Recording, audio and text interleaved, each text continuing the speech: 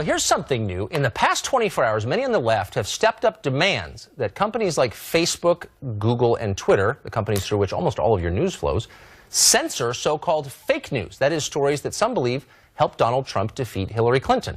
Such politically counterproductive writings should not be allowed, they argue, a point that the Chinese authorities have been making for many years. President Obama weighed in on the controversy today during a trip abroad to Germany, clearly siding with the censors. Watch this. If we are not serious about facts and what's true and what's not, and particularly in an age of social media where so many people are getting their information in sound bites and snippets off their phones, if we can't discriminate between serious arguments and propaganda, then we have problems. That's right. The politician-in-chief lecturing us about propaganda. So should the government and media giants begin clamping down on information they think might hurt the Democratic cause? Here now is Jessica Tarlov, a Democratic strategist, and Kristen Tate, a contributor at The Hill, and it is great to see you both. Ms. Tarlov, I will start with you. Shocking.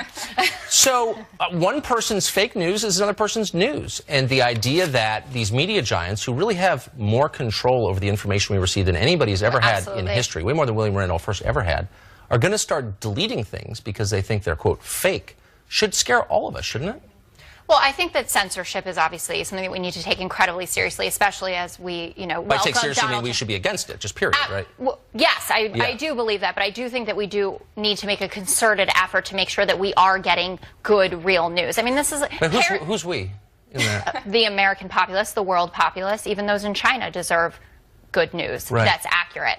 And I think what President Obama is talking about, I mean, first of all, he's frustrated, right? And he's been frustrated throughout the campaign because he's felt like it's been a factless, vortex that Donald Trump has created where he said things off the cuff and gotten away with it, whereas Hillary Clinton has kind of gotten slammed for all of this. And we've debated this over and over again, and she lost and he won, and I get that. But when you have people like, I believe his name is Pete Horner, this guy who's now bragging about all the fake news that he put out through the election cycle, like he's responsible for that story that there were protesters paid $3,500 to go to Trump rallies, and he said it's completely fake. If you look at the link, it's abcnews.co, not .com, and Kellyanne Conway retweeted it, Corey Lewandowski did. And if people aren't being smart about the news that they're consuming, I do think we have a problem. I guess there are two tracks here, Kristen. One is the idea that people didn't vote for Hillary because they just didn't know enough, because they're dumb. And that's the implication of what the left is saying, and the president just said.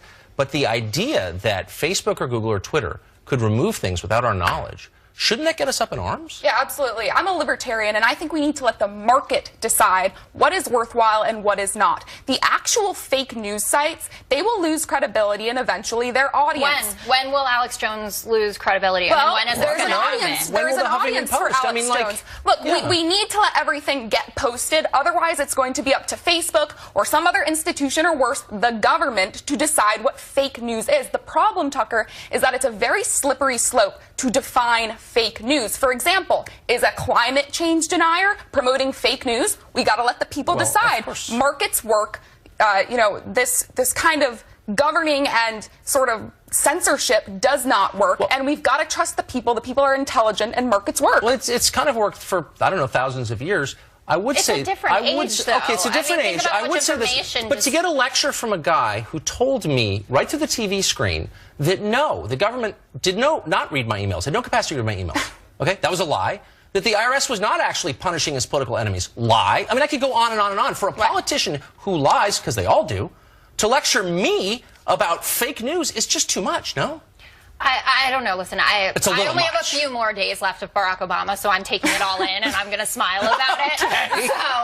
But I understand. I totally take your points, and I understand the concern about this and getting a lecture from someone about this who's, an ideologue at best, right? And he's lecturing. He is. He's going around the world and he's lecturing about it. But for you to say that you're comfortable with fake news getting posted, that's okay, Tucker, when you know that... Define fake for me. What this is about, well, you can't define fake. That's the problem. What this is about is left-leaning mainstream media blaming conservative media for losing the election, losing credibility, and losing readers. Their definition of fake news is anything that doesn't align with their leftist agenda. If you look at the blacklist of fake news sites that's being circulated by New York Magazine and others, it includes all conservative conservative sites, and some of them are not even fake, Tucker. It includes things like Michelle Malkin's Twitchy, that's on there, Breitbart News, IJ Review. So, this is all about conservatives waging war on, liberals waging war on conservative media, and we would not be having this discussion if Hillary lost the election. We're almost out of time. Jessica, I just want to ask you a question. Do you really trust the teenage billionaires over at Twitter to make these kind of decisions?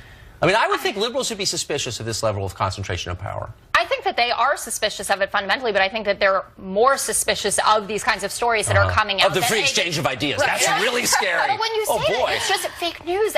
You can't pinpoint what it is. It's things that are a lie. Like that these protesters Obamacare, the jokers will always get called out. That's how the market works. Whenever I see my friends post fake news, all the comments below it are pointing out that it's fake and even making fun of the friend who posted it. BuzzFeed did a study that there was, I think it was 9 times more engagement with fake news on Facebook than there was from the other 18 real media news outlets, right? With the New York Times. The day we allow BuzzFeed to define what real journalism is the day that I start selling aluminum siding. Oh, I can't wait to see that happening.